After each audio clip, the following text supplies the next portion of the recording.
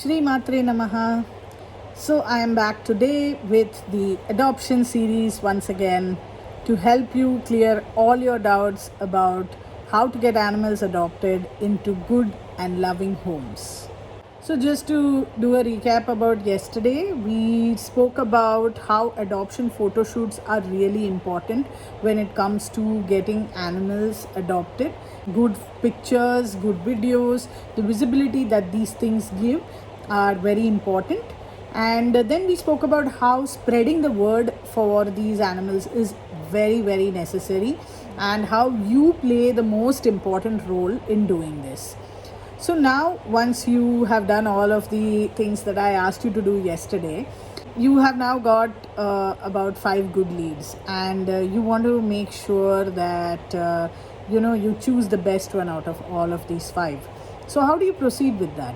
So now that you've shortlisted the families, you need to get all their background information before you can make an informed decision.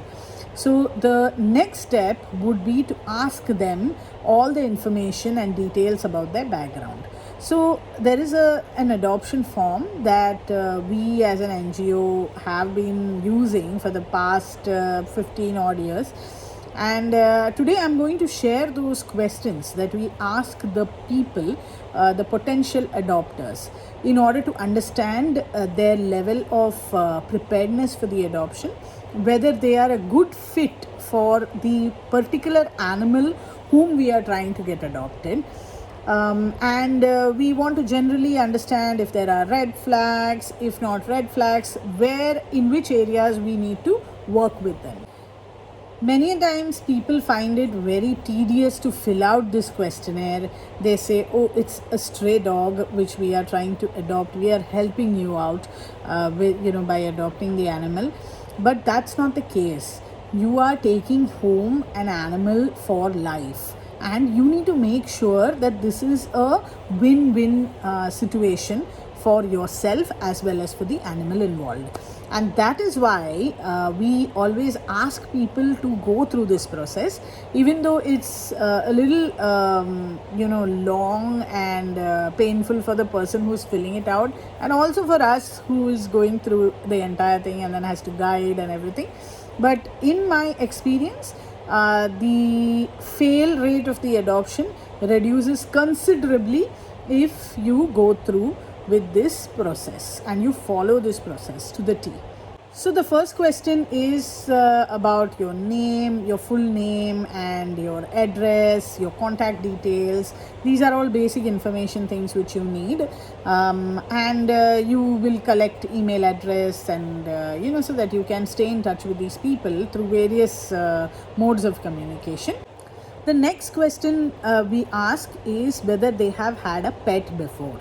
Now, in this question, there is also a short this thing about if they have had a pet. Now, it's not a yes/no answer that we are looking for. So, in case you have had a pet, which pet have you had? For how long have you had? And if the pet has passed away due to any reason, what happened to it?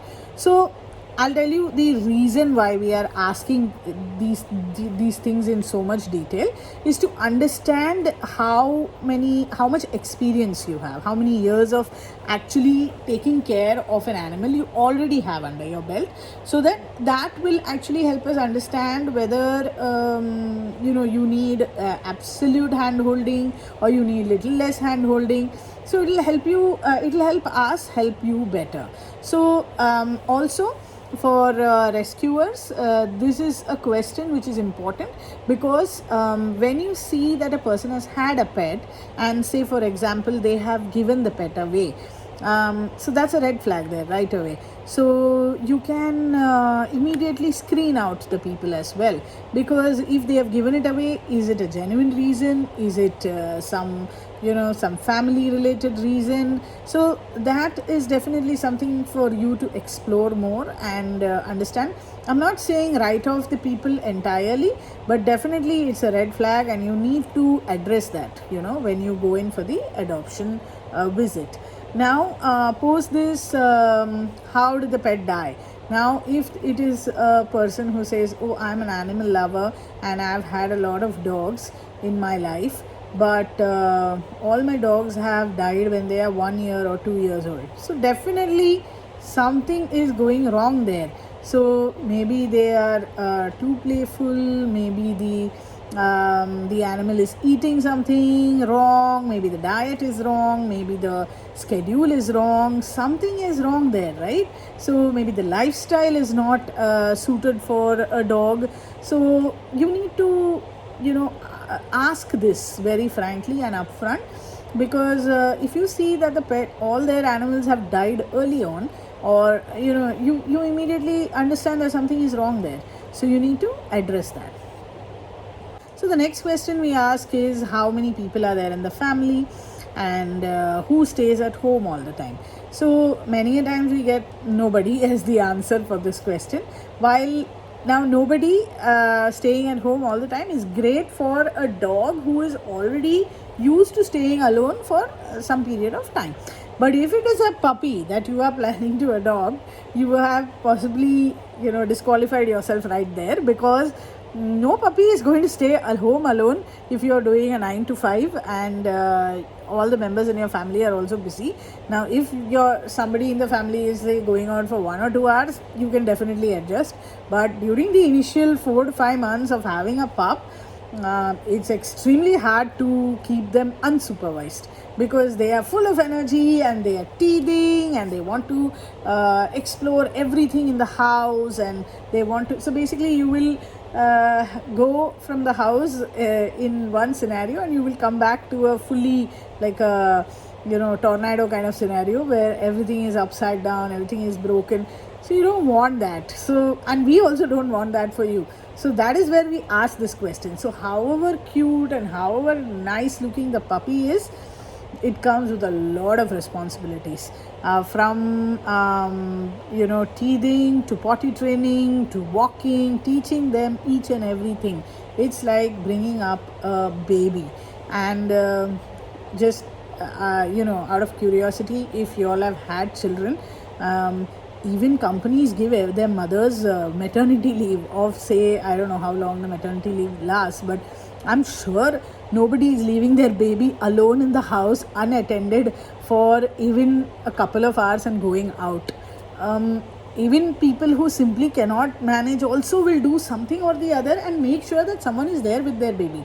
So that's how you need to look at bringing up an animal as well, because it's not you can't compromise on these things, and if you do, it will affect them in the long run. It will affect the entire lifestyle, and the adoption is likely to fail, or you're likely to give it away, or give the pet away, or you're likely to say no to this adoption. So ideally, it's very important to think about these things, and that is the whole purpose of having this adoption questionnaire, because it will force you to think through this. And if we have forced you to think, and we have had people who look at the adoption questionnaire and then be like, oh, actually we realize that this adopting a pet is not for us at this time. I understand. I respect that you have actually thought about it properly and come back to me with a proper answer. That is what I want, so that you think through the entire decision of taking home an animal. Next question is whether they already have a pet. So many pet parents who already have pets want to bring home a second animal as a company, or as a playmate for their existing dog. But sadly, that existing dog would be like 11 years old, and that one is not looking for a playmate. Now the reason why the family is actually adopting the dog is because that 11-year-old dog is probably not moving around much now, and they miss having the energy and the happening lifestyle of having a dog. So they want to bring home a dog, but the excuse is normally as a companion for their other dog.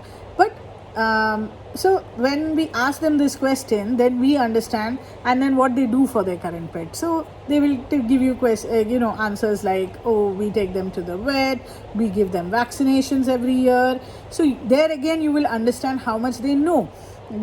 So this is a very important question. Then comes the temperament aspect as well. If you are taking home a second dog, you need to make sure that the second dog is able to get along with your first dog, or your first dog is accommodating enough for the issues that the second dog is coming home with. Having worked with rescue animals for so long, I can tell you that no rescue animal is completely stable and ready to jump from a rescue environment to a home. It's so rare that scenario happens. So it's very necessary to know that the animals do come with issues, and you need to work on those issues. It's not that these issues are irreparable, or you can't do anything about them. It's very necessary that you get someone to work with you about this, help you and your family understand these issues, and hopefully work through them. And if you have another pet at home, that pet becomes a very important partner of yours while working on the issues that the new dog has. So these are things which you really need to think about before bringing home a pet. So then you ask questions like, where is the nearest vet? Where is the nearest boarding? Are they aware about it? If they are first timers, they probably never even thought about the fact that the dog needs to go to a vet. So, the Google search comes in, and then that, when you see the answer, whether it's just a Google copy paste, and or they actually know, or they go like, oh no, my friend's pet goes to this doctor, so I will be going there. Or so there is no research like, oh, is this doctor actually good, or they just, oh, nearest vet nearest to me, and they will write down the nearest vet. So the effort that they have taken in actually finding out these details. However, if there is a person who has mentioned a detailed review of the doctor and what they think about it and all that, so we know that they've done their research. So it's very interesting to see how people work in this matter, and how much this shows the priority that an animal is going to take in your life. Honestly, that is what we check through this form, because it's very necessary for us to understand whether this animal is going to be a top priority for you or not. Because for us, this animal is a very high priority animal, and we are giving you somebody from our house, so we want them also to be top priority wherever they are going. So that is the whole purpose of this. Then there is a question about whether people know that their pet has to be licensed with the municipal corporation. So a lot of even experienced pet owners do not know this. Nowadays, a lot in Mumbai, at least Mumbai, Thane areas and all, they know this because the societies are also enforcing these rules. But back when we started, the municipality also was so slack in actually doing these things. But nowadays it's more, and the BMC at least has a free or nominal cost registration, while the TMC actually charges a lot of money for this. So people have to be ready for the financial commitment as well, and you need to know what to do. Then there is a question about pet boardings. Now a lot of people don't know what pet boarding is, so then they go like, what is it? We don't know. So then the obvious question, what will you do when you go out of town? So then they'll be like, no, my neighbor will take care, my sister will take care, my family will take care. Is your family and are your neighbors actually ready for it? Go and ask them first before writing that. So this is something that we encourage people to do, so that people are well prepared, and their neighbors and their family is also prepared that, oh, this dog is going to come to our house at some point, and we are going to have to put aside everything else in our life and look after this one as our own. So yeah, so these are things which people need to think about, and that is why this is in the adoption form. Then there is the $1 million question about, we actually enforce it. It's about neutering. So we say that as per our policy, you have to neuter the dog that you are adopting from us. Are you comfortable with this? If yes, if no, why? So we give them an option to voice themselves. So some people go like, oh, it's a natural urge for them, and some others go like, I want to see their puppies. So all sorts of answers we get, And the right answer to this question is yes for neutering. And I hope that the person also ends up doing some research about why neutering is absolutely necessary for your pet. For any pet or any animal that you, dog that you are dealing with, so you need to be okay with neutering. So, couple of reasons why they are: overpopulation, health of the animal, behavioral reasons. So all of these are plus points, are things that you need to consider before you actually want to breed your animal. And so it's very necessary to be okay with the neutering clause and actually carry it ahead and actually do it. So then we ask about the vaccination schedule, if people are aware about it. A lot of people do know about anti-rabies for dogs, but they are not aware about the 9-in-1 or the 7-in-1 or whatever, the 5-in-1 vaccine. They do not know that besides rabies, which is a zoonotic disease which spreads to people as well, there are diseases which spread from animal to animal, and these are also highly deadly, just like rabies is. So there is canine distemper, there is gastroenteritis, there is jaundice, there are multiple diseases and variants of these diseases as well. So you need to get your dog vaccinated every year against these diseases. And so doing a bit of research on this before actually going ahead and thinking that you want to adopt an animal is very, very necessary. And if you are anti-vaccine or anything like that, then you need to figure out, you need to speak to your vet still, and you need to figure out what alternatives you have. And also the municipal authorities will not issue a certificate for you to keep your dog at home unless and until you provide the vaccination documents, or if you have to travel anywhere, you need the vaccination documents. So this is by law as well as by health standards. It is very necessary to vaccinate your pet and take good care of them. Then we ask them this question: how do you plan to take your pet to the vet? So this is to understand what is their plan, whether they are going to book an Uber, whether they're going to take it in a taxi or a scooter, or they have a four-wheeler. So many people very kindly give us the information that, oh, we have a four-wheeler or we have a two-wheeler and we will be taking the cat or dog, in that. Very nicely they write. And it is something to think about. How will you travel with your pet? Many times, if you know rickshaw people, or if you are comfortable, the animals tend to jump out of rickshaws and things like that. So if they are not used to it from childhood, if you are carrying an animal in a rickshaw, maybe they will know. But if you are planning to adopt, say, an adult dog, and then suddenly it goes in a rickshaw, it's never gone, and then it decides to jump out, so it's a matter of safety also. So you need to be prepared. Or you can probably ask your friend or somebody you know, or you book an Uber, whatever it is, so you need to make arrangements, and you need to be mentally prepared for these things as well. Then we ask them how big their house is. So some of them will write 2 BHK, 1 BHK, some will write 5,000 square feet, 2,000 square feet, some will write 500 square feet. So whatever it is, we need to know. So it is not that if your house is small, we don't want to give you a dog or anything like that. But now in a 500 square feet house with people who have very less experience, if they want to adopt, say, a huge German Shepherd, where is the dog? 500 square feet is will be, I think, a bigger house, because I have had a German Shepherd in a 500 square feet house.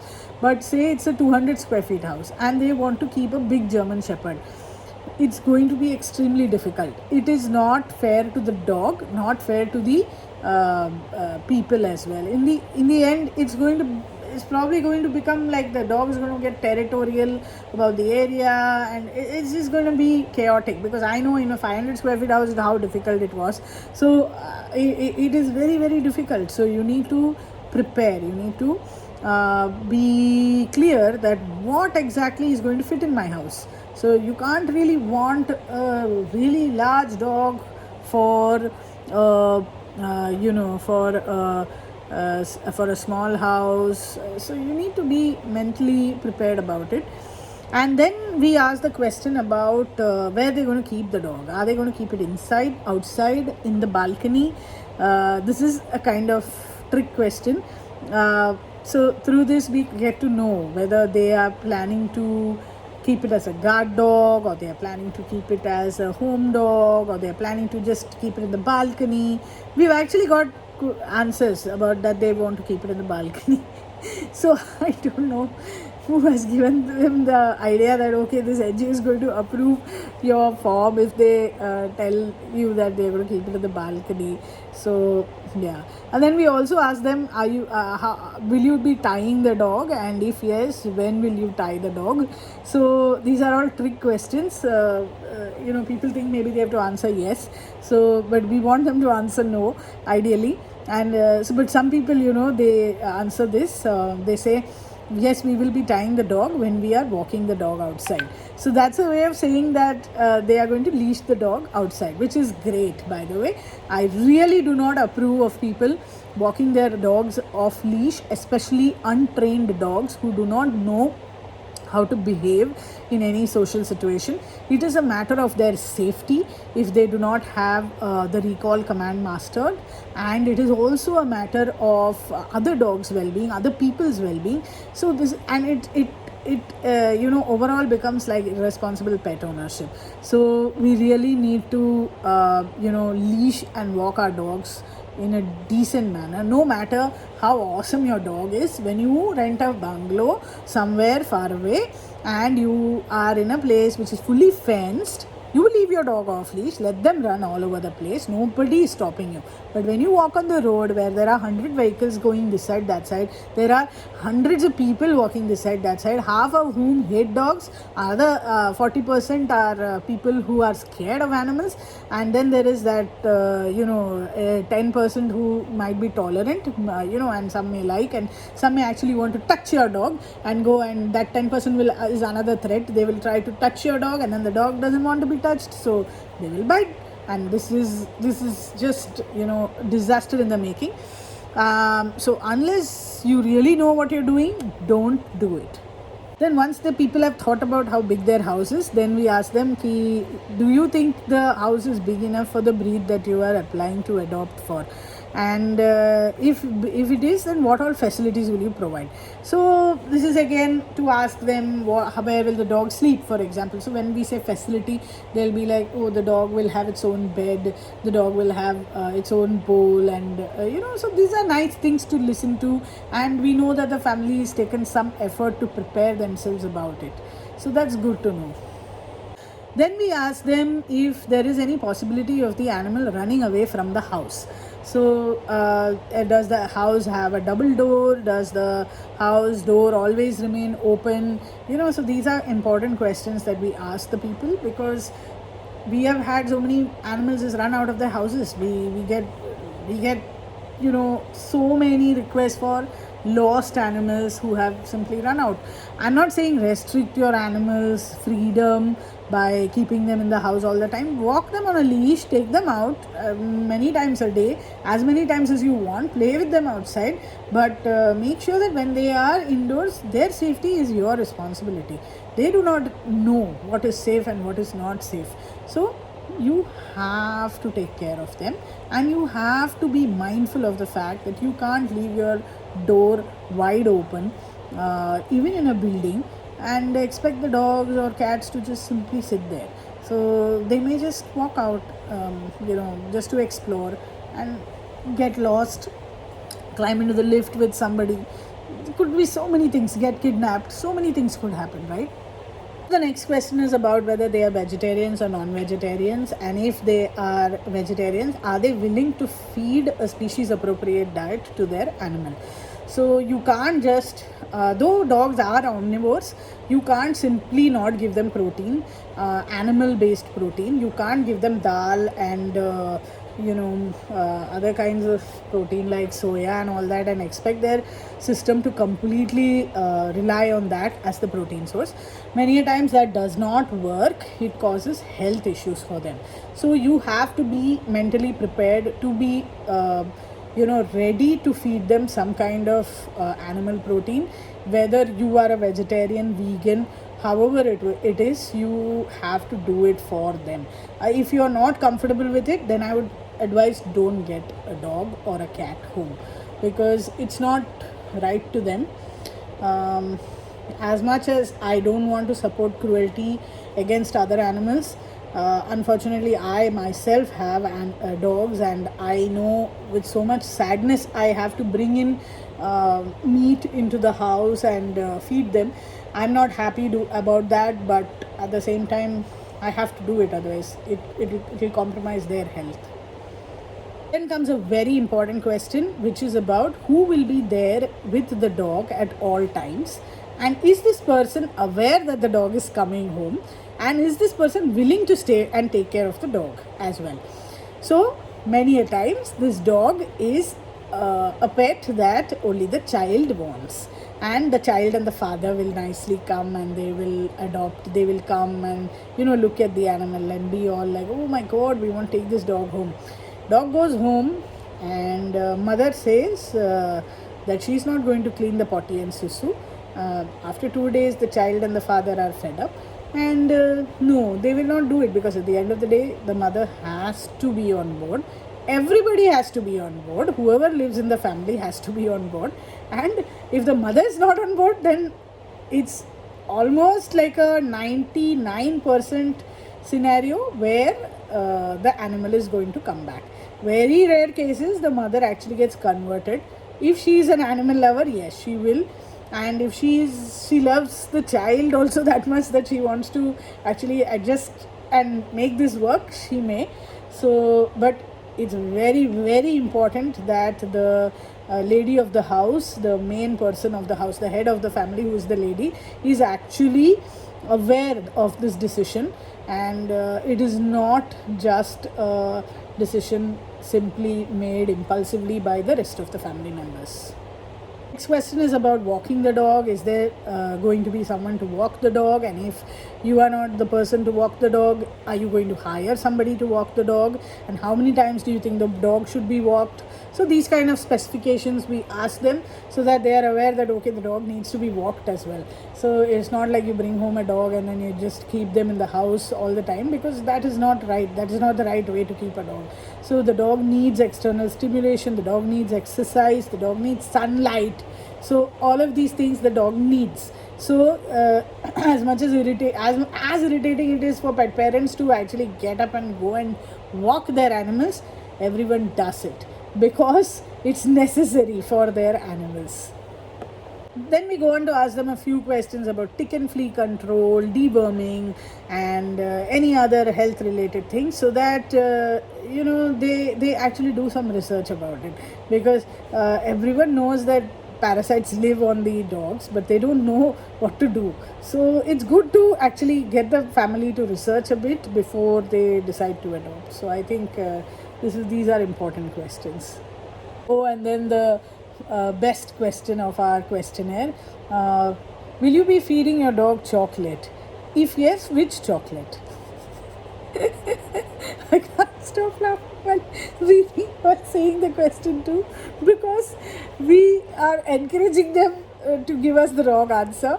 But thankfully, people who are seriously interested in adopting, they will give us the right answer, which is chocolate is toxic for animals. Chocolate contains something called theobromine coca, which is very, very harmful to dogs. It causes liver failure and organ failure right away after consumption, because of which the animal can simply die in a matter of minutes if they eat chocolate. Not every animal will die, but it will definitely cause discomfort to them and toxicity to them. So the correct answer here is no, I'm not going to feed my dog chocolate. But we have gotten answers like, oh, we will feed them Cadbury Silk, we will feed them Oreo chocolate. The most expensive chocolates they will write and give. But yeah, so this is necessary to do some research. Then we ask them questions like, is it okay to feed the dog Chinese food, tea and coffee, snacks, these kind of questions, encouraging them again to give us wrong answers. Majority of the time people do give us the right answers, but but some of them don't also. Then we ask them a very important question: is it okay to give the dog milk? So milk, cow's milk, I mean to say. So because milk is like all over the place, right? All the animals and everyone is given milk as an important part of their diet. But the truth about milk is that it is not good for all the animals, especially for dogs. Majority of them are not lactose tolerant, and they develop a lot of gastrointestinal issues. So you lose motions and this and that, and all sorts of problems will happen if you give milk. So this needs to be stopped. You should not give milk to the animals. Then we ask them what they think is an ideal diet for the dog that they are bringing home. So this way we'll get their ideas, and some people give us good answers, some people give us very funny answers. It's up to them. They have to do the research. And then we ask them a question about allergies in the family. So after the dog goes home, many a times everyone realizes, oh, we have skin allergy, we have asthma, we have skin allergy, we have this problem, that problem.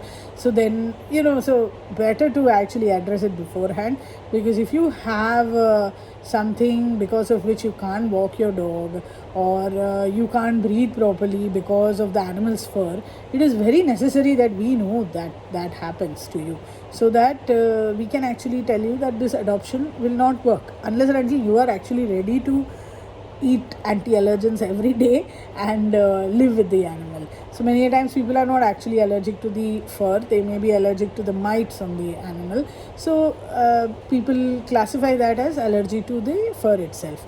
So we need to know all of this, to actually be able to guide you better. So that's the end of our questionnaire, and that was for dog adoption. And tomorrow we will do for cat adoption. And I hope this helps people who are looking for homes, and helps people who want to screen families. And also this puts some light into the people's mind who are actually going to adopt animals, because if you are well prepared and you think everything through, the adoption will be successful and you will have a pet for life. So that's what everyone wants: a happy family, a happy dog. So I hope you adopt, and I hope the rescuers find loving homes for all their animals. Shri Matre Namaha.